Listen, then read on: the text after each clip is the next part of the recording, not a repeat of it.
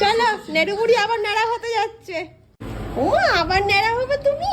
ইয়ে মা, সবে একটু চুল উঠেছিল, পুজোর মধ্যে উঠবে তো ভালো চুল।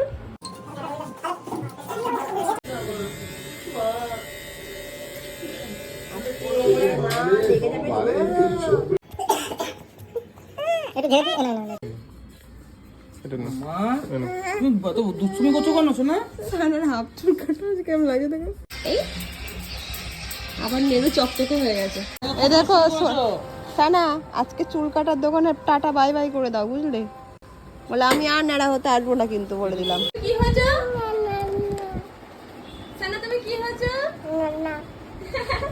না ওলে বাবা।